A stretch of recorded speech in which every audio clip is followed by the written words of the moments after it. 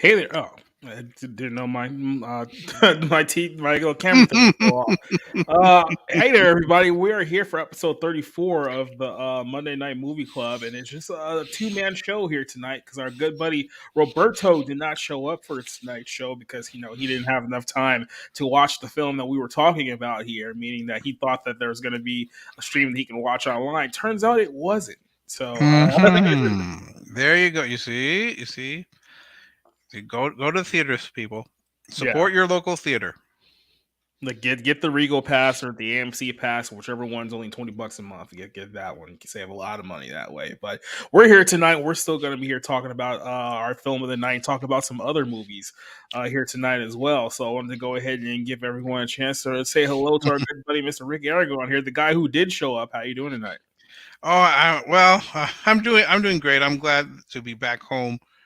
It's been an eventful day, and I'm sure that even though it's going to just be the two of us, this will still be like a 2.5 hour podcast. Nope, we're cutting that one at like 90 minutes. This is going to be a very, very short show for all of our standards because, some of us got work, some of us want to go to sleep, so we're not going to be here all night either. Quick little shout out to our good buddy Spencer, who's joining us right now. Hopefully, he's editing my articles over at Bounding in the Comics, and then of course Alex was Evil, who's joining us at the moment. We're also live on Rumble, so we got a few people over there joining us on the show here tonight too. So, there's a couple things that I want to talk about before we get into our movie of the night because one of these things I probably want a good thing to have you on right now because I'm not sure if you're going to be on tomorrow when we actually talk about this subject, but the early box office projections for Guardians of the Galaxy are out right now. This movie comes out in 2 weeks, but the early projections are out and it looks bad. It looks pretty bad. As of right now, they're projecting 130 million domestic, which is only about 25 million more than Ant-Man 3 did, and Ant-Man 3 was a major flop for Disney earlier this year. And we always know with these projections that by the time we get closer to the actual release of this film, that the projections tend to go down.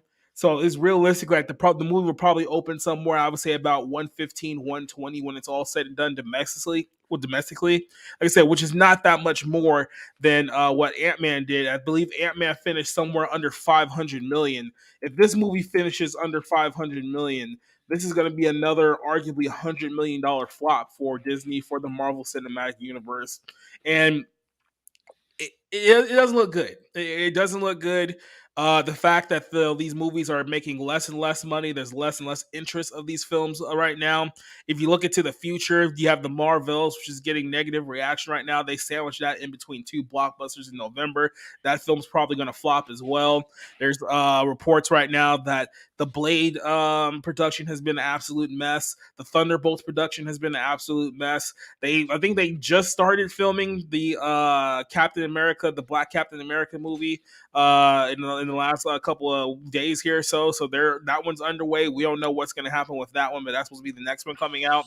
And then, as we all know, this whole thing is supposed to be built around Kang the Conqueror. It's supposed to be built around Jonathan Majors and all of this stuff going on with him. He's this great new star. He's the next big thing. Well, apparently, he's not the next big thing anymore because just before we went live here, this story broke. And I wanted to talk about it with you a little bit. Jonathan Majors has officially been dropped by his management office after facing domestic violence allegations and possible charges in New York City. So his management, it looks like he's being dropped there. There was rumors within the last week that apparently Disney has already confirmed, at least internally, that they're going to move on with Jonathan Majors and recast the role of Kang the Conqueror, which means that as a result, the next two Avengers movies, which are scheduled for 2026 and 2027. I mean, sorry, 2025 and 2026. They're probably going to push both of those films back at this point because Jonathan Majors plays a major role in pretty much all of those films coming out in the next few years. Loki season 2 is supposed to have a trailer release next, I think it's this week or next week, somewhere within that line, and he has a major role in that one as well. But it looks like that they know something bad is around the corner here. So just give a quick statement. Talent manager, Entertainment 360 has dropped Jonathan Majors. Several sources tell us the move was So the move by Major's longtime manager comes just 3 weeks after the star was arrested on domestic violence charges in New York City. Currently starring in Creed 3, which is on VOD, I think on the HBO Max right now, and Ant-Man and the Wasp: Quantumania, which is the bomb. The issues are due to the actor's personal behavior that we've been informed. Now, like I said, not only does he have multiple charges here, there's probably some stuff behind the scenes that they were covering up over the course of these last couple of years that they didn't want to come out. But now with this story is coming out, it's going to be harder to do that. Major's representations probably just don't stop with 360.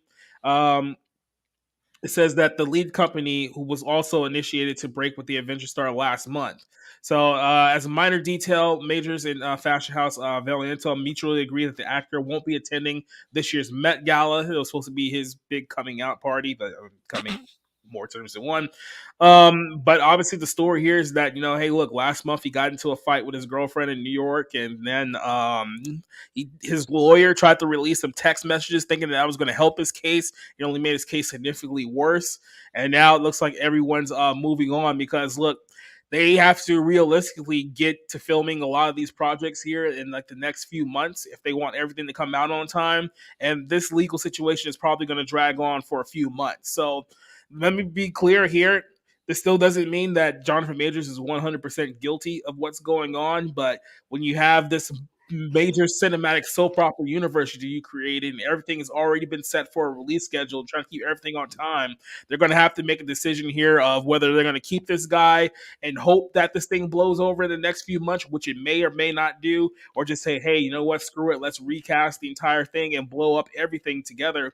There's rumors today that I just heard that they're probably going to push back both Avengers movies another 2 or 3 years. And now we're talking about 2027 and 2028 for the Avengers movies because now they have to fix this giant mess that is Disney right now. That is the Marvel Studio. So with all that information I just laid out to you, Rick, where do you even begin here? You want to start with the Guardians? Or you want to start with the Jonathan Major story?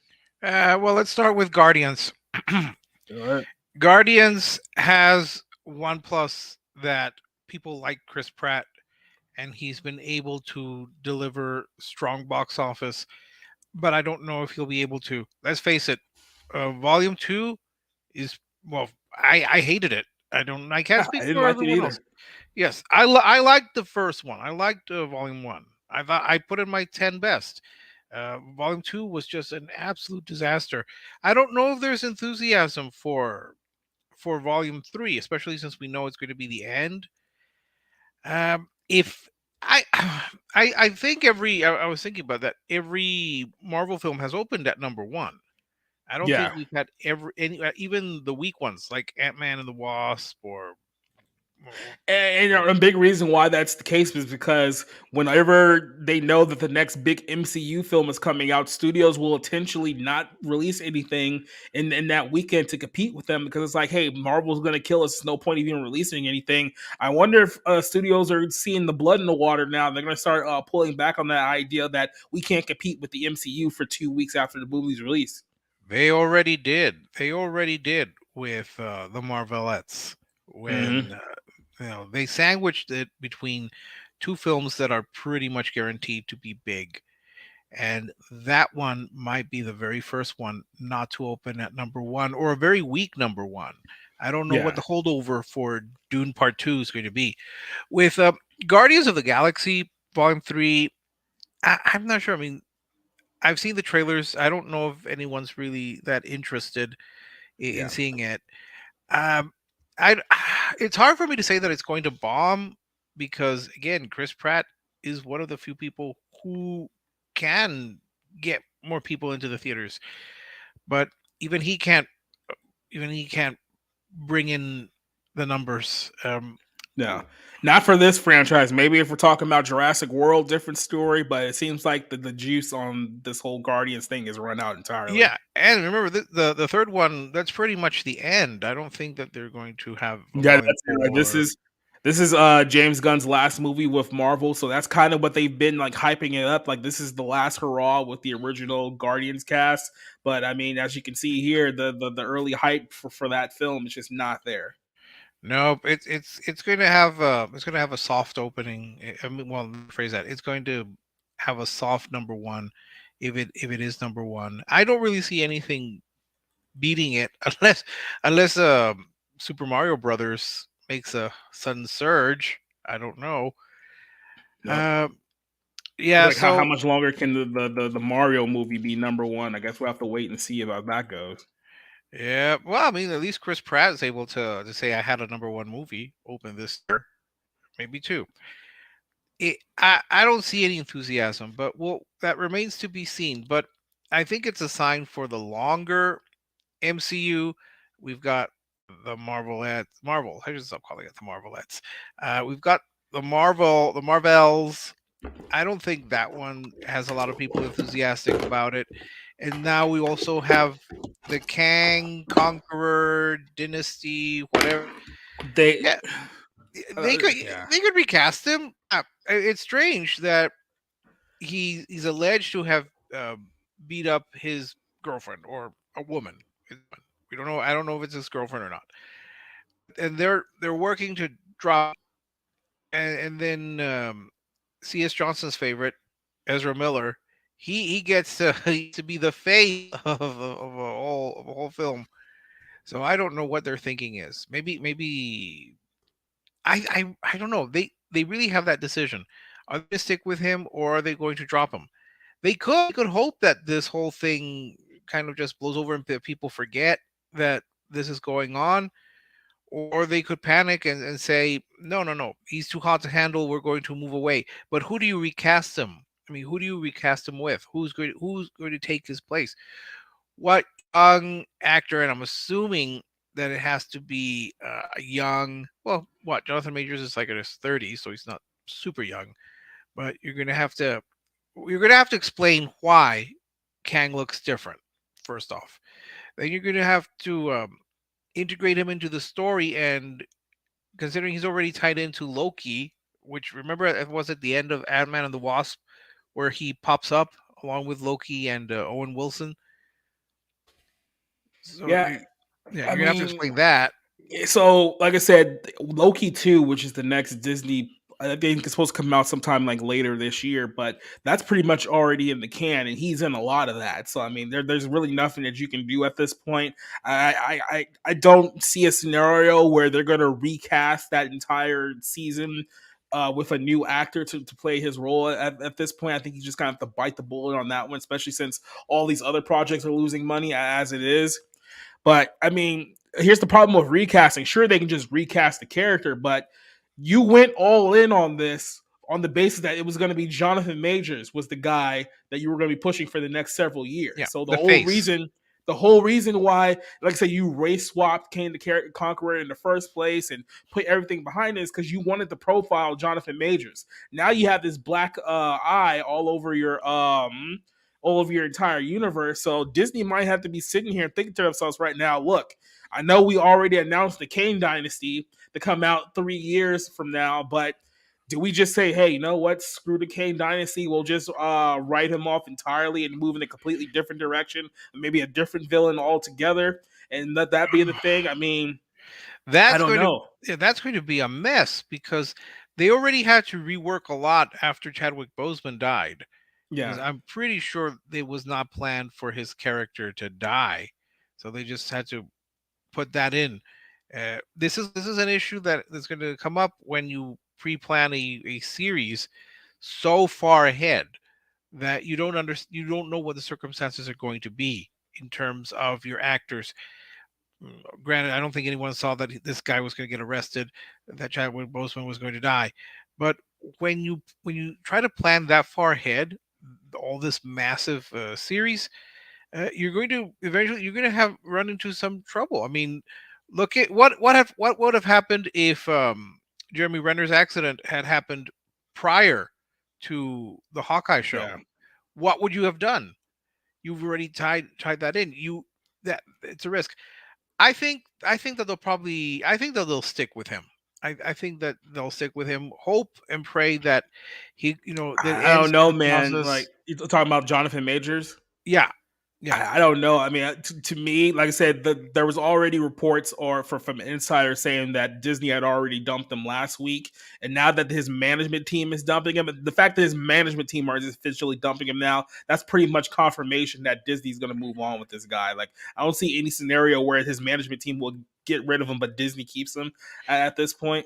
Well, I don't know. I mean, maybe he can move. He can go from that new prison that they're going to build in Disney World, and just take and he can film and then go back to the prison that DeSantis is creating outside Yeah. the Magic Kingdom.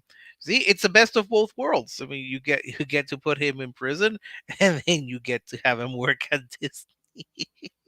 It's such a shit show. It's absolutely such a shit show. Because I mean, yeah, like this is what we've been talking about for years. Like you guys really created this universe thinking that people were just gonna watch endless amount of superhero movies for like the next 20 years, and it was just gonna be a money train. Now, like you were already in trouble with Phase Four, like last year. Last year already showed you guys were in trouble. This year you're really in trouble. This might be the worst performing year for the MCU since what, the first Avengers movie 10 years ago, 11 years ago. Like Could be. it's at a point right now where it could very well be the worst year the MCU's ever had, and then you got nothing for the future. Like the whole Jonathan Majors thing alone, multiple projects right now are in production like just hell because they're all in disarray. Half of them have been canceled, half of them have been postponed. You have the two movies that you're working on right now are undergoing rewrites, and actors are upset about the whole thing. And then it's like, what is Well, there to be excited about at this point? well, remember, Ant-Man and the Wasp had rewrites too. It had already been pretty much set, and then they had to go back to inject more comedy.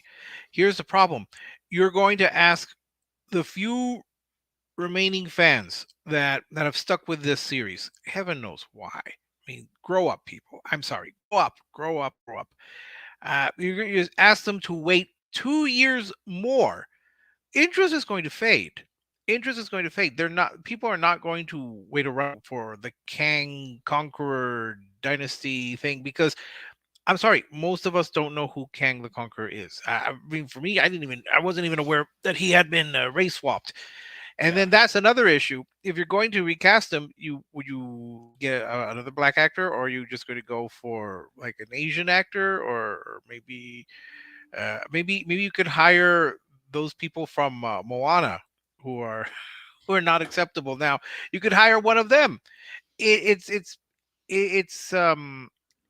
the big issue for me is that they glutted the market. They Yep. just threw so much product, so many of these shows, so many of these movies that it just came too convoluted. Most people would follow the movies and just the movies. That's how people understood the whole um, Ultron saga, and the uh, what was that? Thanos. Sorry, I couldn't even remember his name. That much I Yeah. care about it. They followed that because they just depended on the movies. They didn't depend on these random TV shows that few people watched. And once Thanos was defeated and all these fanboys cried with the snap thing, that was it for the series, except Yep. for Spider-Man. That was a coda for the series.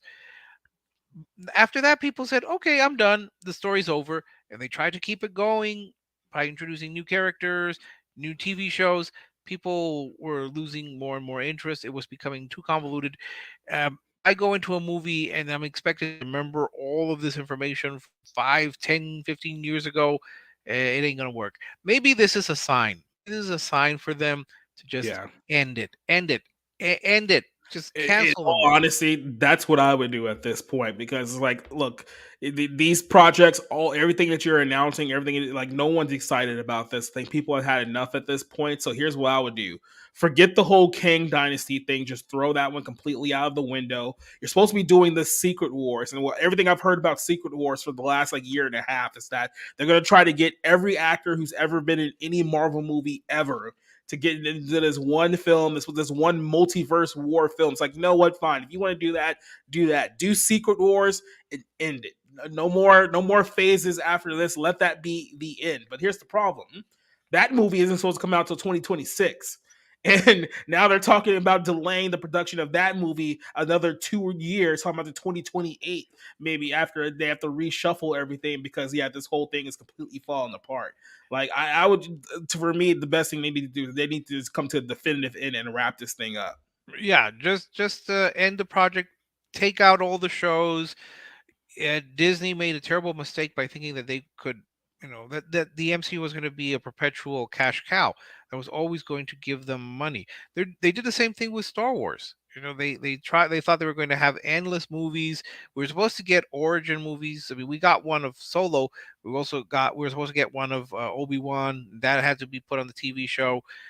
All of these projects, because they grab them and they have the same mindset Yeah. with Star Wars and with the MCU and anything else that they grab their hands. They grab with their hands. They expect that people will keep going. Eventually, people tire of things. Take the opportunity and just say, you know what, Jonathan Majors was going to be our face, phase 5 through 82. We're going to due to his personal issues, we're going to give the fans one last hurrah, the series Yeah. finale. And maybe we can do a television special if you really want to, or an animated series if you really want to, but it's time to just downgrade it. The big question for me is the Marvels. What is that going to do? What is that going to open? Is that going to open at 1? Is that going to be the very first There's a one? very strong possibility it might not. I Yeah. mean, like I said, Brie Larson. As I said, Brie Larson before the whole Jonathan Majors thing. Brie Larson was like the person that they were planning on throwing all their eggs in that basket too. Like they were saying around the time that Endgame came out that she's going to be the new lead of the Avengers. She's going to take over where Robert Downey Jr. left off. We're going to make a huge deal about her. And I think what happened, probably with a lot of people are finding out about Jonathan Majors right now, is that she's not the most likable person to be around behind the scenes, despite everything that's being said about her in the media. So then they're like, yeah, you know what? Let's put these other two girls in the lead role with you, and then we'll just make it an ensemble film rather than just give me your own film. And then maybe after this, maybe there's nothing left for you going forward. Yeah, I forgot she was going to be the new face of the MCU, and then you have that issue with Kamala Khan that, yeah, unless you know of the TV show, you're Mm-hmm. not going to have, unless they introduce her properly, you're going to have absolutely no idea who she is. Well, Monica Rambeau, the other one, you have to watch a WandaVision to even understand who the hell she is and why she's here. Well, wasn't she in the first Captain Marvel? No, no. The character's mother was in the first Captain Marvel, but Oh God. she was in WandaVision, which has nothing to do with the Captain Marvel thing. That was a completely separate thing that she was in. You see, So I thought that was her pilot friend. no, Oh gosh, oh no. You see, now it's even worse because I'll have no idea who this person is. yep, Wait a minute. I think she's the one that told Scarlet Witch that, the world will never know what you yep, that's sacrificed for. her. Golly, okay, this is going to be even worse because again, I had no idea. But this is what I'm going to do to help the Marvels. Um, that second week, I'm going to go watch Doom Part 2 about 4 or 5 times. So you probably gonna do that anyway. Yeah, So, I probably would. I mean, I saw the first one 3 times, so sad. Have you no shame? no, it's a turning point in cinematic history, and I can say that because Rob's not here. It's a 3 hour commercial for a movie that could have come out in another 2 years. Come on, the second one's going to have Christopher Walken and Austin Butler as the villains. That's I enough tell for you me. what, that second Doom movie better knock my socks off because that first one put me to sleep. Like I know you and Sarah and all the other nerds in our little community love that film, but that one was probably the most boring movie I saw all that year. So No, no. I think the movie that was more boring was what? Oh, geez, I'd have to go 2 years back. I can't even remember what it was. Probably the Power of the Dog. That was more boring. I didn't even watch that one. I didn't even bother to put any effort Well, into that one. just I'll get you the Criterion piece for your birthday. Yeah, please don't. You could get me Dune for my birthday. I don't mind. Yeah, good luck with that one. Ain't gonna happen.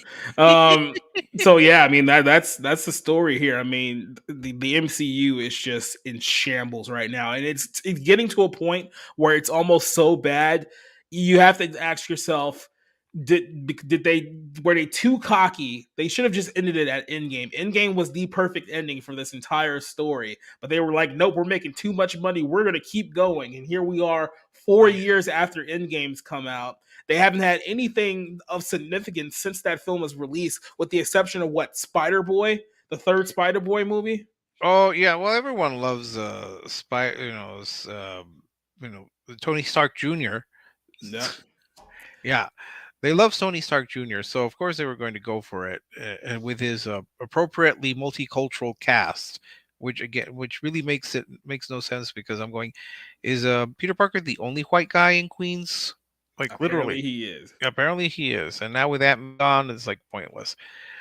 Uh, Peter Parker and the Affirmative Action Friends. and they're all stupid. None of them ever have gotten into MIT unless they mean the Miskatonic Institute of Yeah. Technology.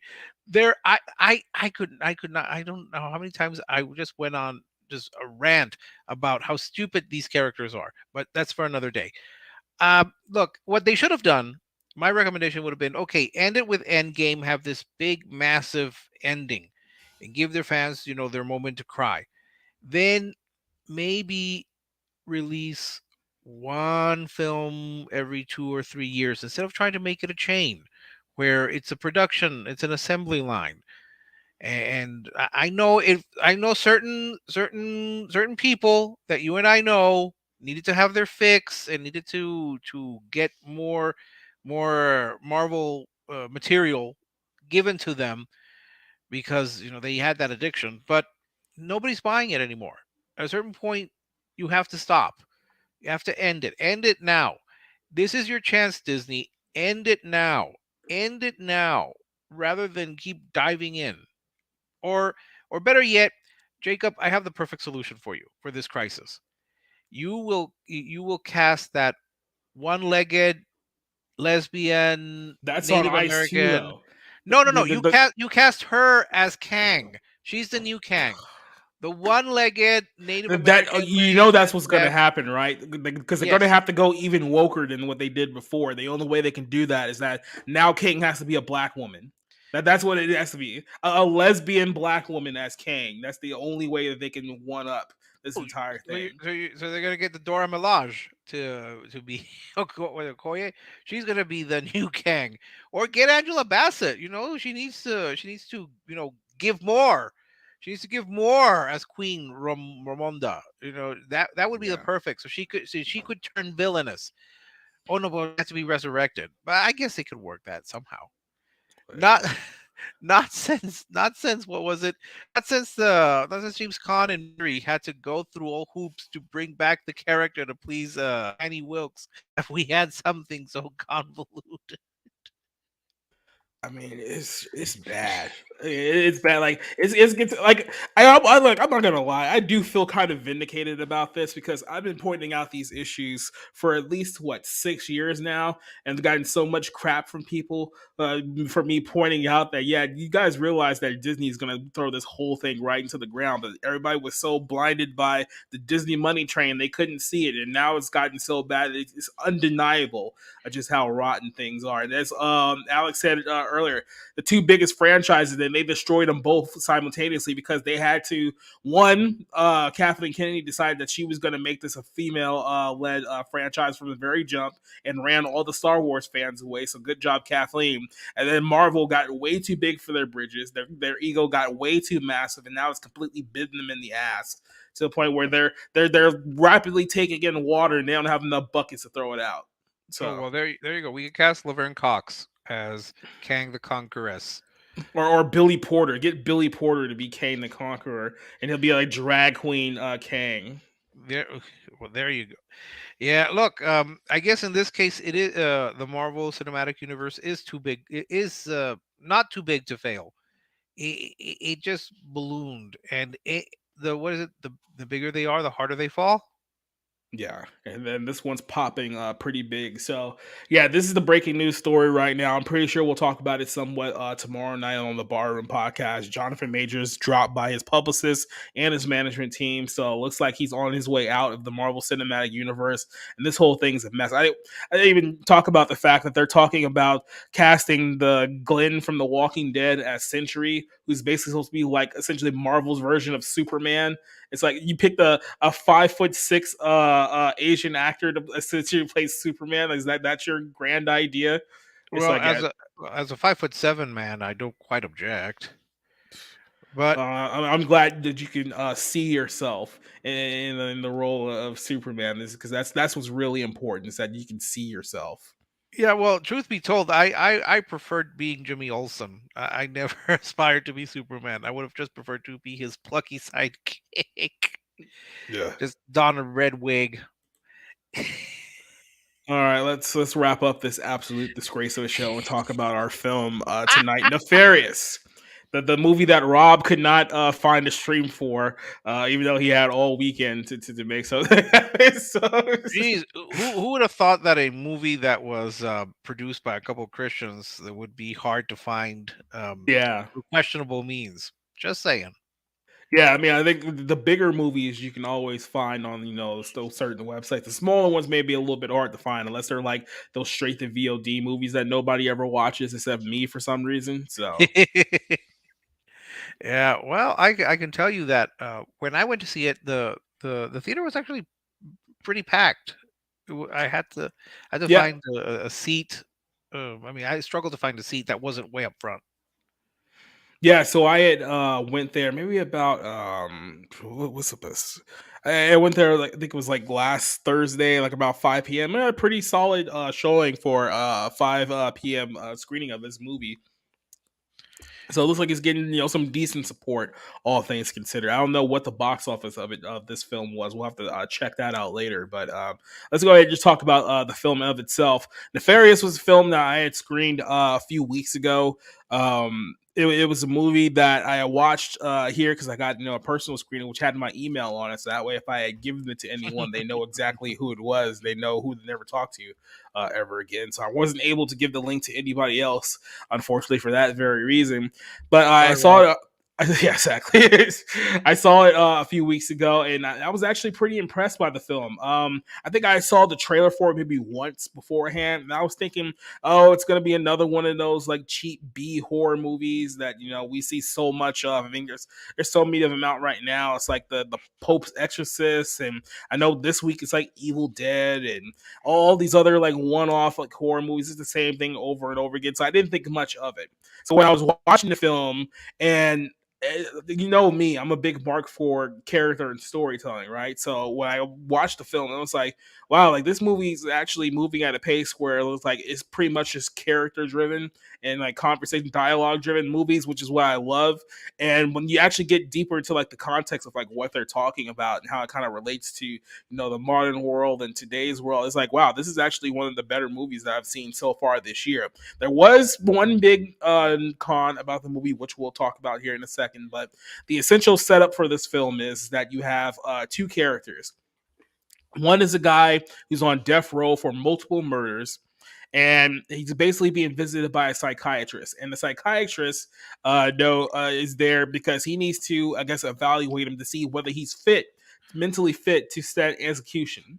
So he goes there, he talks to the inmate, and the inmate refers to himself as Nefarious. And what he tells him is that Nefarious is a demon, and a long ancient demon. And he tells the psychiatrist, who apparently he chose to be there, by the way, but he tells him right out the gate that by the end of this interview, you're going to be responsible for the deaths of 3 people. And there's pretty much nothing you can do to stop it, right?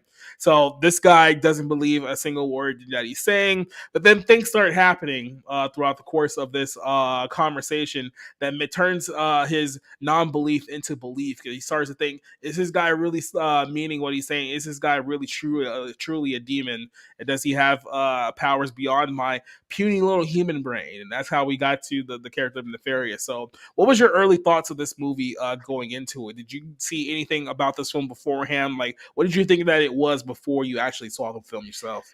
No, I had heard Spencer, that was good. I would say that I knew nothing about it. I walked in pretty cold. I Mhm. don't remember seeing any trailers. I don't remember hearing anything about it. The and the trailers that came before Nefarious led me to think the way you did, that it was going to be kind of a routine horror film. And since I don't really watch horror films because it's not the genre that I like, um, I was not expecting much. So I went in there pretty cold. I didn't know anyone who was in it.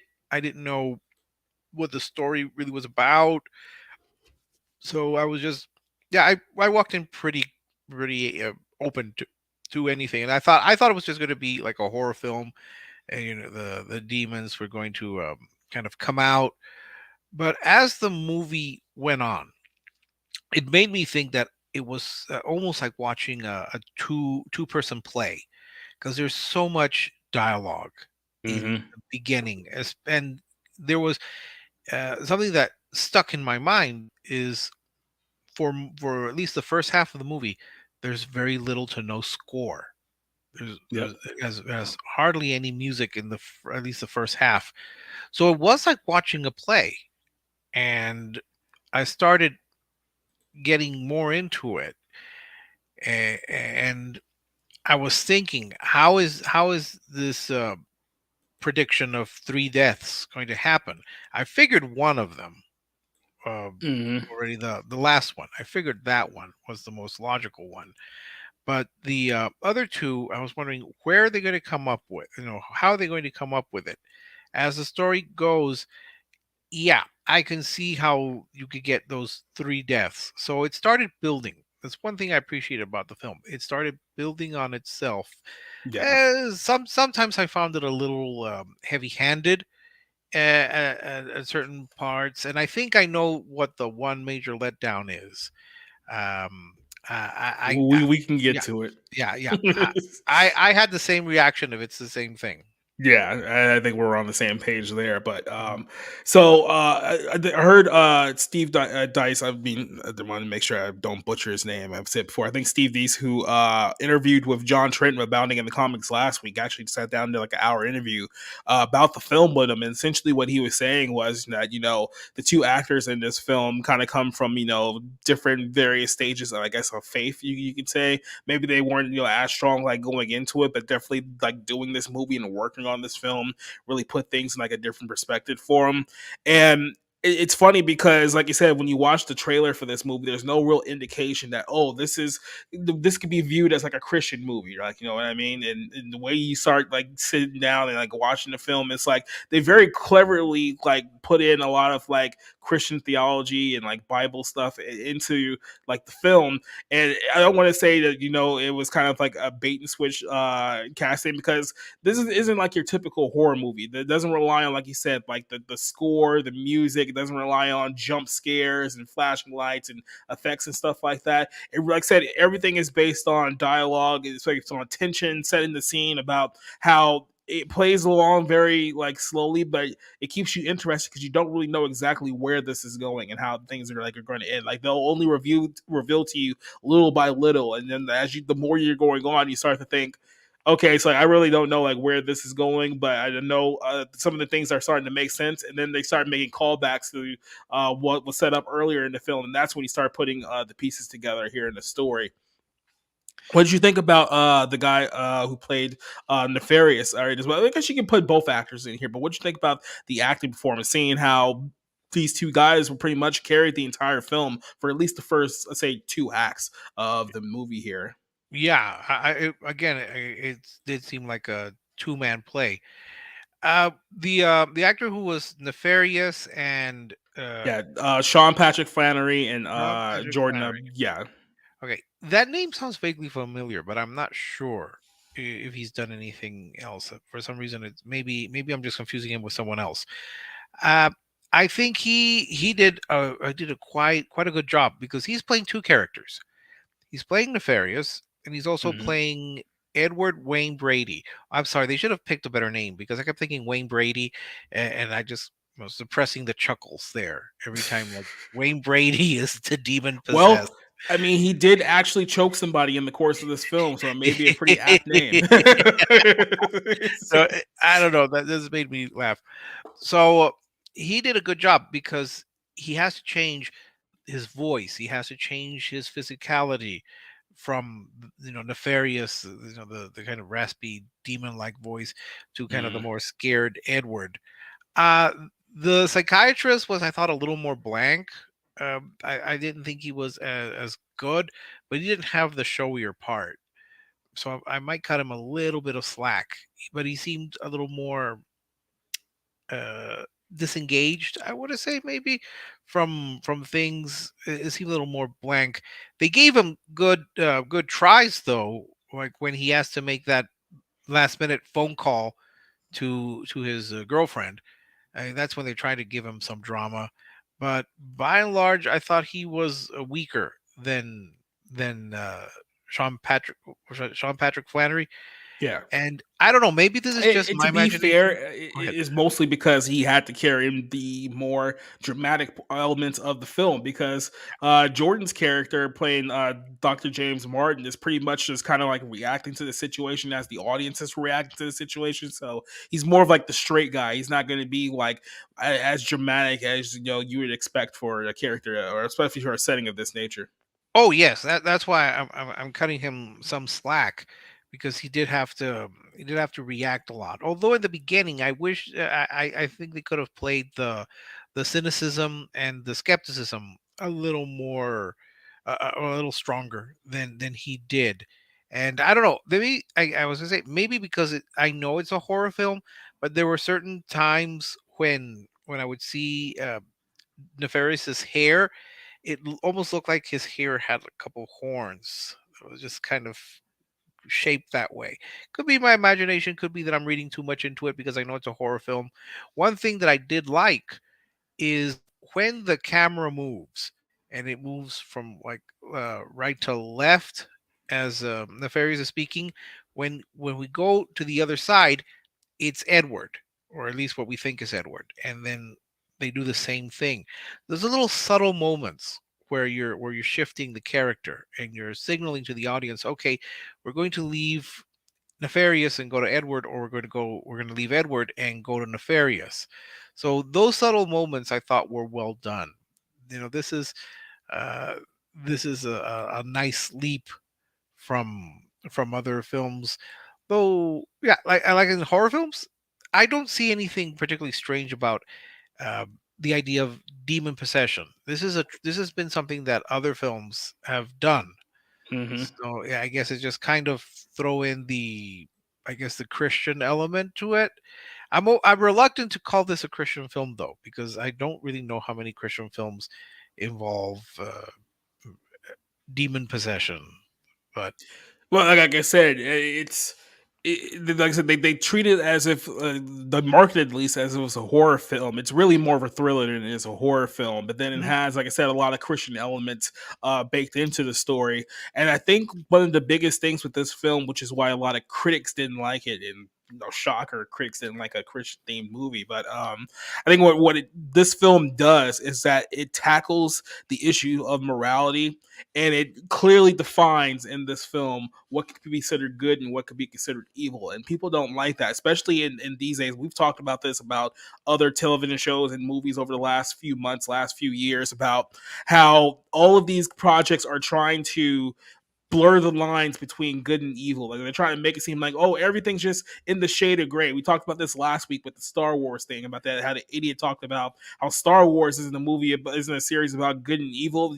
So I could see myself in both the villains and the heroes. It's like, no, one guy's clearly the hero of the story, and the other guy is clearly the genocidal, the villain. Right now, you can sympathize with how somebody became a villain. There's nothing wrong with sympathizing if somebody had a rough childhood and turned into a monster. You can sympathize with for what he was before, but at the end of the day, he's still a villain. He's still a bad guy. You don't sympathize with the actions after the fact. That's what you don't sympathize with. And the fact that this tries to, let's say, make it very, very black and white about what is good, and what is evil, upset some people who wanted more of the gray area. So, what do you think about that? Well, that's curious. Yesterday, I think I went to that was a Sunday Stunner, the wrestling event, and I saw a lot of wrestlers that I have no idea who any of them Oh are. my god. So I was like, I had to ask, "What's American Nightmare?" I had no idea what any of. I don't know why all the people were cheering and celebrating. I was like, "Oh, Dominic Mysterio's kind of a bad person now. I thought he was good." But you see, this is how unaware I am of things. But it's curious. The audience that was really into it, they know, heroes and villains in Yeah. these stories.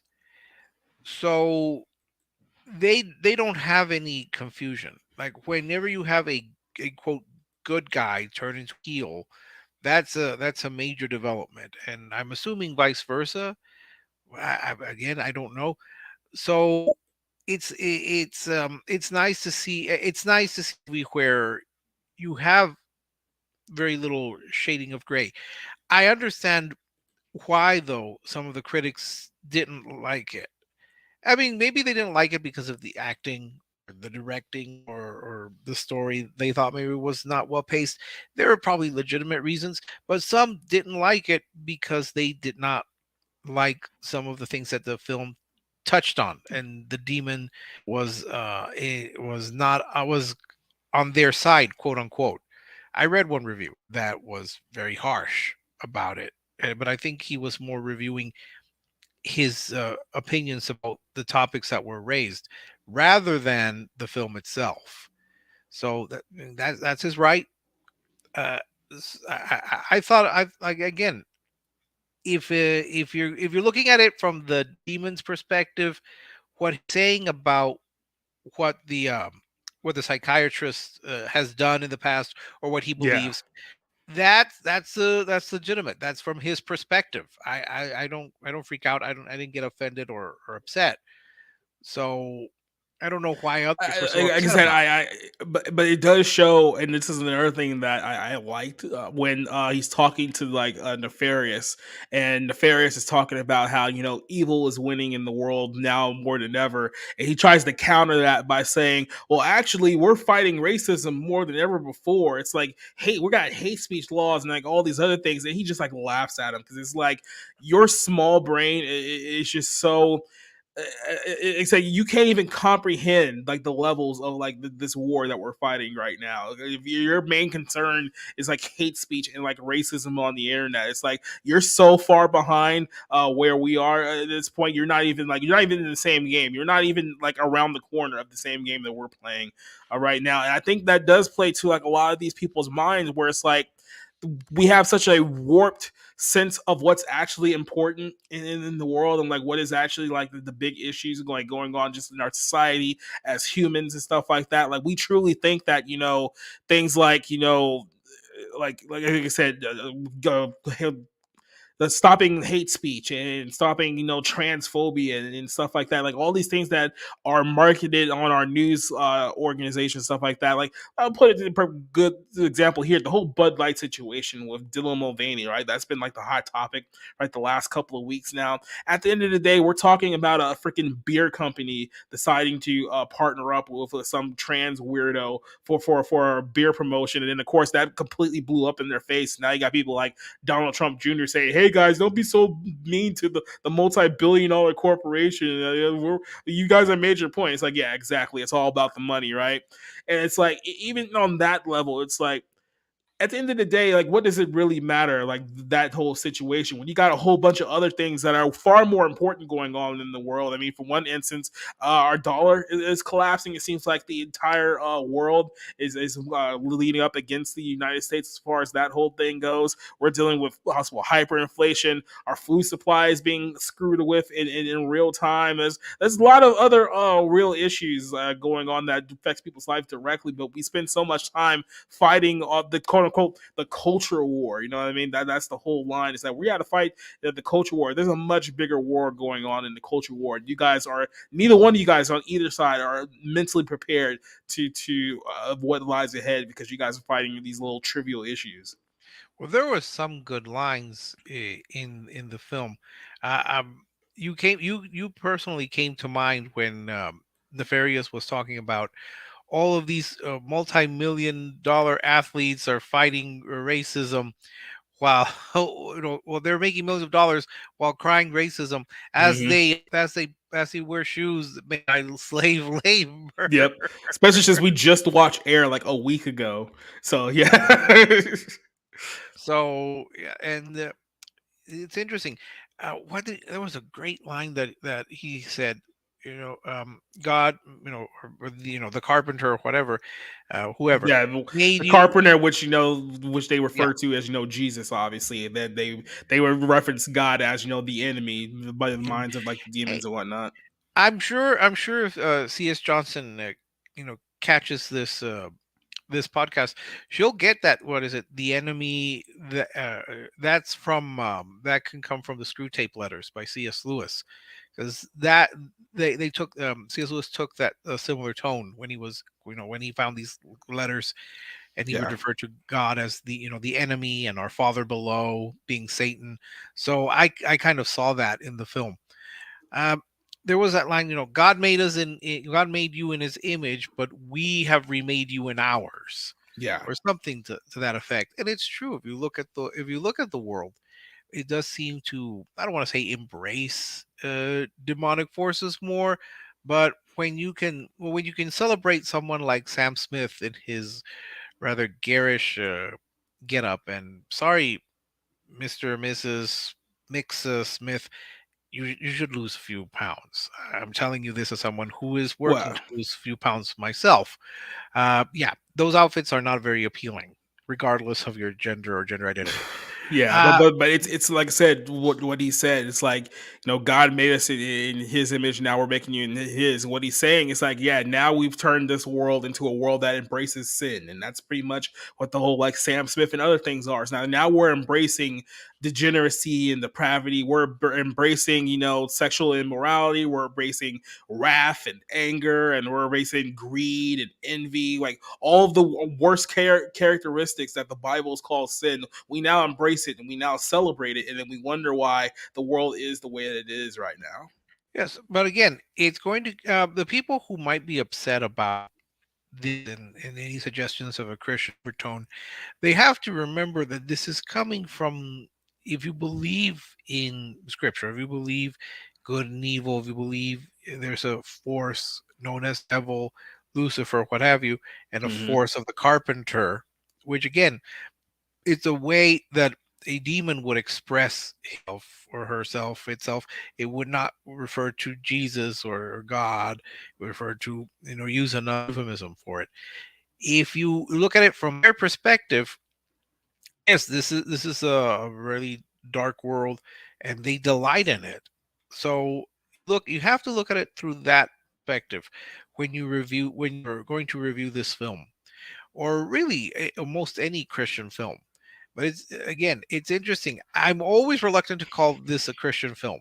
I'm always reluctant because, again, the Christian films that I know and that I have seen, they're all very sweet, and they're all, they never want to touch on sin. They never want to even suggest that there's But anything yeah, crooked going on. This but, one but does. This one But does. but for me, this is why I kind of like this more than other traditional Christian films, because yeah, you can say the same thing about church and Christian churches these days. Like, how many churches do you actually go to that actually talk about sin and actually talks about the dangers and the evils of sin? Like, we always get the glowy, oh, Jesus loves you. He just wants you to come to him, and he wants you exactly the way that you are. You don't have to change it. There's nothing you can, like. They always give like this really like lovey-dovey like version of like Jesus and God and stuff like that. It's like they Uh, never ever talk about like the Old Testament guys, right? The guy what that really had the one order of just follow him and listen to him, and people kept sinning and rebelling against him, so he had to what teach them a lesson. I'm surprised at you, Jacob. What do you've got against Joel Osteen? Olstein, there's a few. There's quite a few people I could throw out by name. I know the one ugly looking chick with the short hair. First of all, female pastors. Why? Like, if you're going to talk about actually being a Christian and following the Bible, maybe we should look into a couple of verses about female pastors. That's a whole different conversation. On the end of the day, there's the whole like Mike Todd situation about his whole little Easter celebration, which was just flat out demonic because he wanted to play up to secular audiences and non-believers on the day of Jesus' resurrection. Like, this is what a lot of the modern churches like talk about. It's always, this lovey-dovey, just come and hold hands and sing kumbaya. And it's like, no, do you guys actually know like what it takes like to get into heaven? Do you honestly, like, a lot of people think, oh no, if I just be a nice person and a good person, that will get me in. It's like, no, that's not how it works. You guys don't understand until you actually read your Bible and figure out exactly what it says. Because there's a few Bible verses that says that a lot of sins of immoral behavior are not going to get you in. I've nothing to add to that. I do go to church, and we I don't know. Well, I'm sure we've talked about sin. I mean, I think it's a good place. A church I used to go to had a great pastor had a great line like, "Come as you are, just don't stay that way." So I would argue again, if you look at it from this demon's perspective, Yeah. which is supposed to be antagonistic towards God, the creator, and Jesus, the carpenter. Of course, he's going to look at it through that, through a certain way, and his mindset is going to dominate what he does because he's supposed to hurt God's creation in any way. Remember, he talked early in the film. He talks about how he lured Steve to take possession of him. Was little bits, incremental things. Like, was it at one point the Ouija board to open up and to implant thoughts about maybe stealing things and doing terrible things until he finally could take full possession of Steve. But Steve is still in there. That's how that's how you want to work in the idea of the demon. That's how you work in the idea of the demon. You have to look at it from the film's perspective, not whether or not you are quoted Christian, not whether or not you agree with Christianity. I can look at I guess a secular film that is horror. Maybe I'm thinking maybe Insidious, and you have to go through that perspective, through the writer's perspective, through the producer director's perspective, in how they got us that story, not my own personal feelings.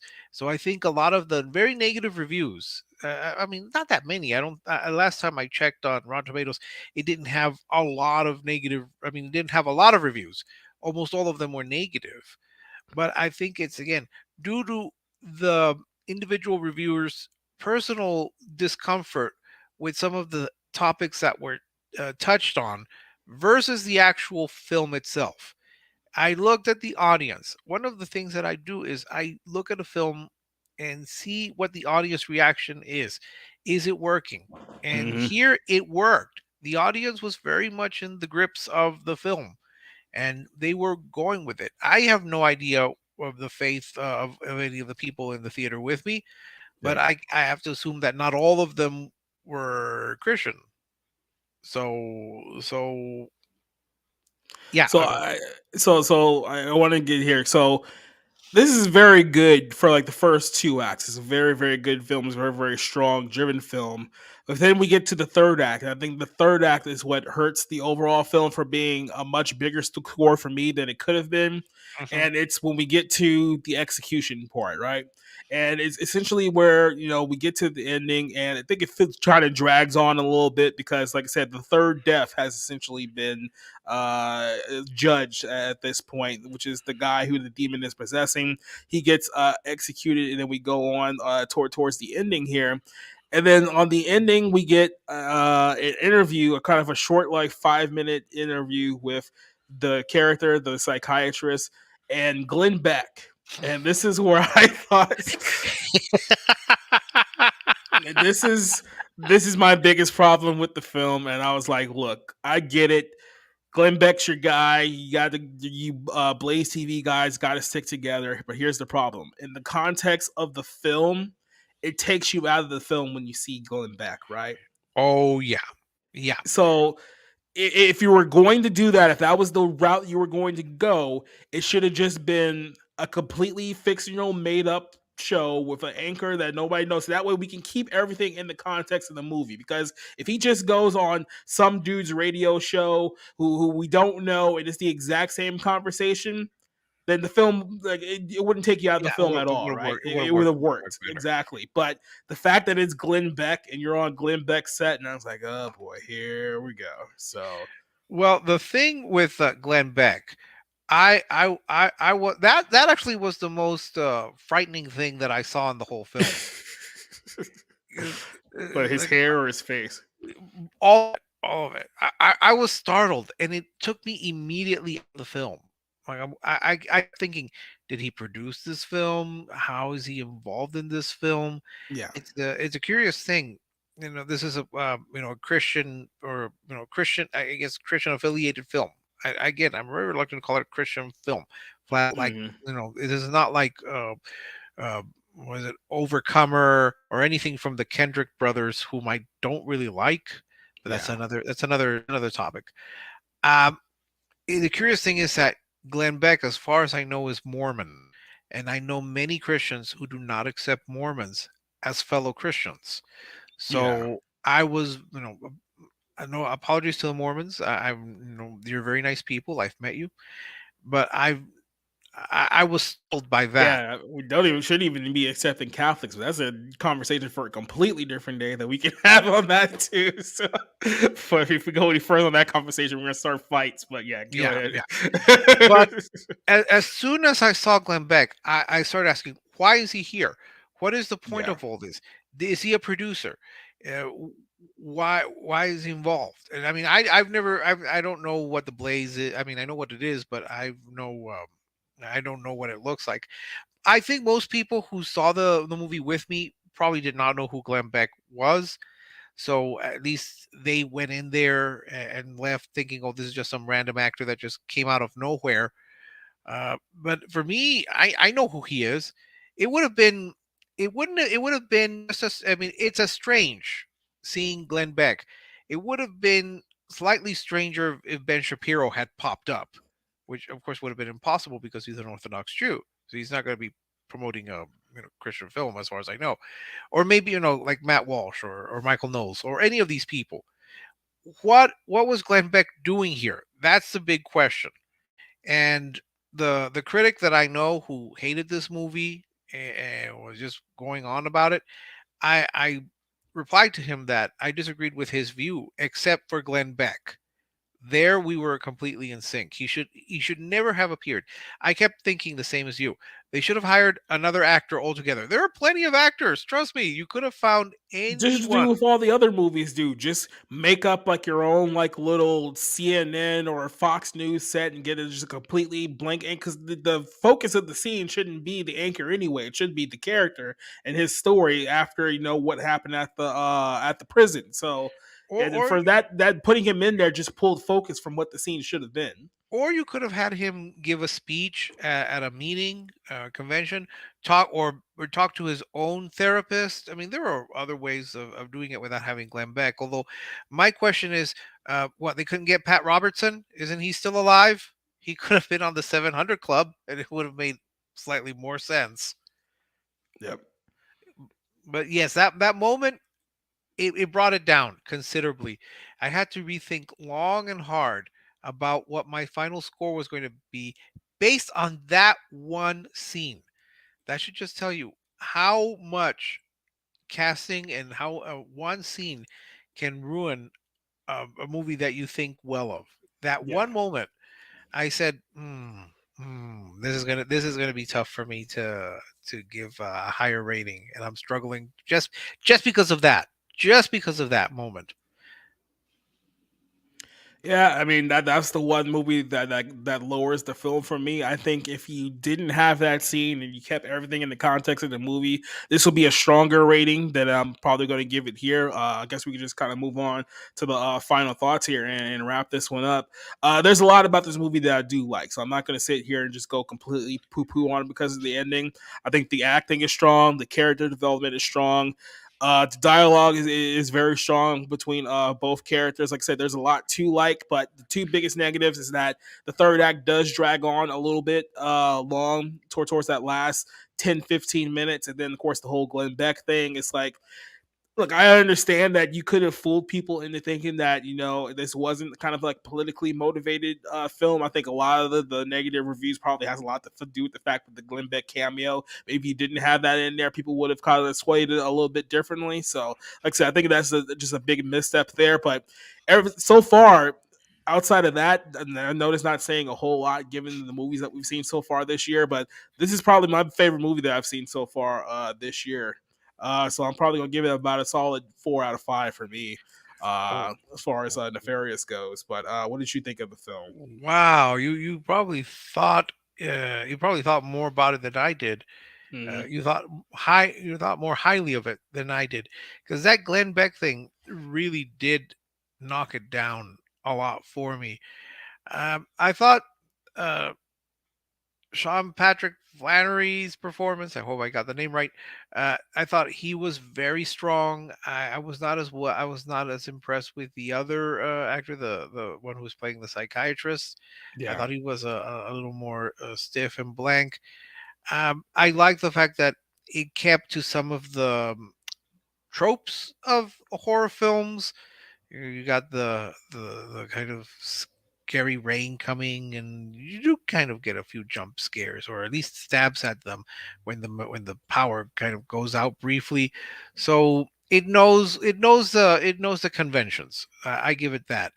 And I was a little puzzled by the actual end of the film where he meets the bag lady, and it's like I kept thinking, well, I know he said at the very beginning that he gave, that he was willing to give him, give his life, or let the demon in, or what have you.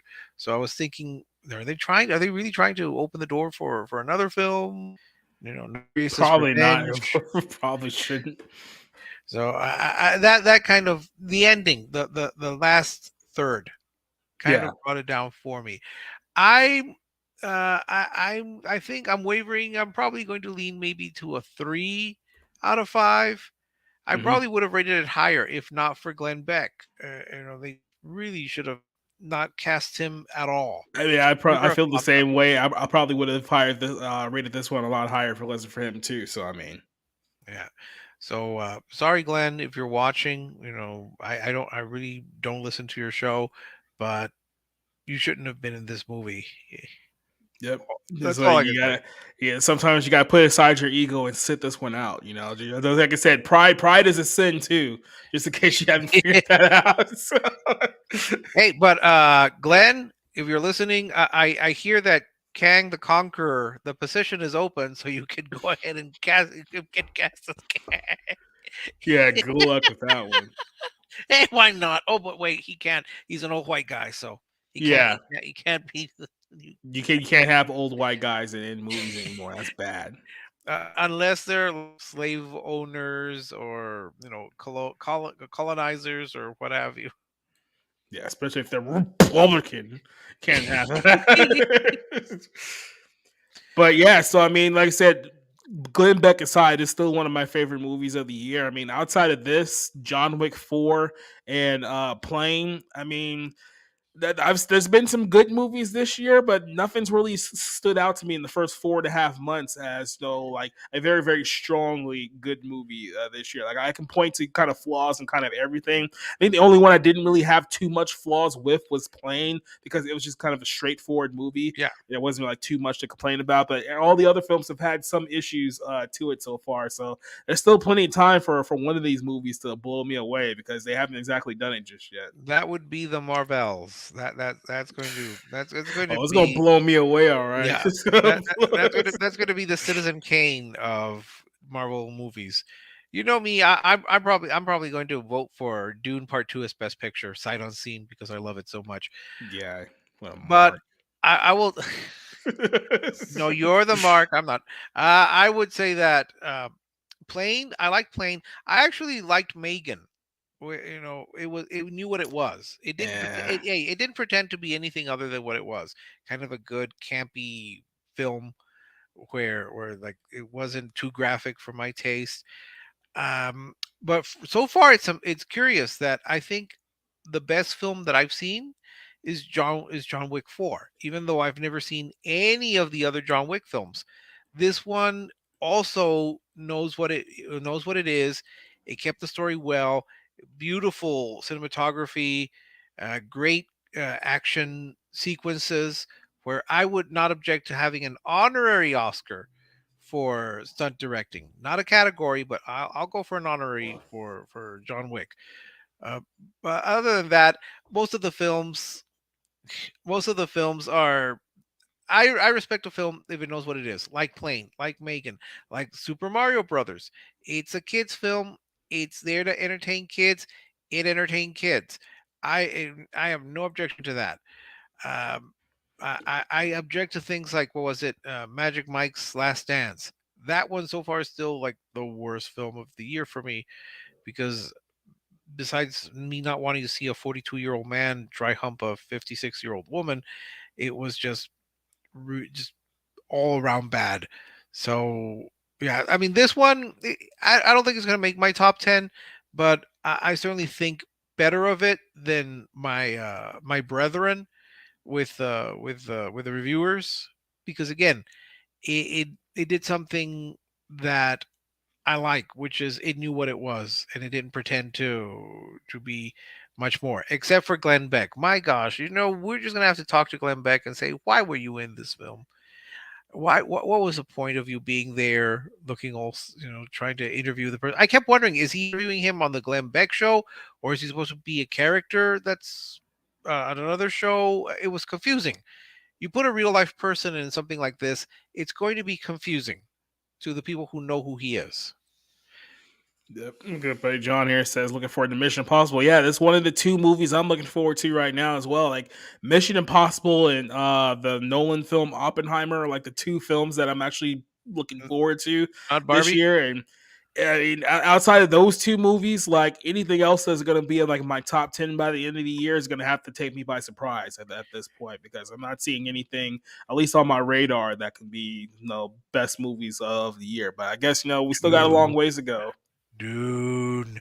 And just for the record, I'm still not watching Mission Impossible. Sorry. You're a mark. Anyway, so we come to the end of the show here. I just wanted to let you guys know next week it will be homework assignment week because we're all watching a completely different movie and we're coming here to review it next week. So I'm here to tell you, Rick, that your film next week is going to be the Chevalier movie. So that will be your homework assignment for this week. Our good buddy Rob, who decided not to show up this week, is going to have the pleasure of watching the new Evil Dead movie. And then I will be here reviewing Guy Ritchie's The Covenant movie next week too. So 3 different movies, all next Monday night here on the Movie Club. So should be a pretty interesting show this Monday. Let's go ahead and let you guys know what we got coming up for the Barroom Podcast tomorrow night, episode 44. We're going to talk about former Disney star Vanessa Hudgens is doing a new movie on Tubi, which is straight up promoting satanic witchcraft. And the details are a lot darker than you probably would think hearing that. So we're going to talk about that tomorrow in a lot of detail. We got to talk about what's going on in the NBA. E40 from the Bay Area rapper got kicked out of the Kings game last week, and now he's crying that racism was the reason he got kicked out. We'll talk about what's his name, Russell Westbrook, confronting a fan in the middle of the game, not in the court. He went to like the lounge that the courtsy guys stood at just to confront him because the guy was heckling him. So we're talking about that tomorrow. So now all of a sudden people are upset about the casting of Lilo and Stitch because the actress is too white passing, even though they just spent the last few months defending the Little Mermaid casting. Talk about that tomorrow. Guardians of the Galaxy 3 will touch up on a lot of the MCU news. I'm pretty sure Jonathan Majors is going to be more developments about that story tomorrow as well. And then Jamie Foxx has been hospitalized with coincidence because no one's saying exactly why he's in the hospital, but everyone's saying that it's bad, but they don't want to tell you exactly what it was. So I guess we have to ask the question again tomorrow night about what's going on with Jamie Foxx. So that's happening tomorrow night. Anything you want to promote before we get out of here? No, not yet, not yet, not yet. I'm thinking of some things that I might, but not today. Other than just my reviews at Rick's Cafe Texan or Rick's Texan Reviews, where I'll Mhm. be working to catch up on reviews that the movies I've seen. That's pretty much it. I have very little spiel. All right then. And then outside of that, shout out to everyone who joined us tonight. Spencer, Alex versus Evil, John, Duke Nukem for listening to us here tonight. So like I said, we'll be back here tomorrow night, episode 44 of the Barroom Podcast. A lot of interesting topics to talk about tomorrow. So I'm looking forward to that. But for now, we're gonna go ahead, hit the spring yard and get out of here. So good night. We'll see you guys tomorrow night. Barroom later.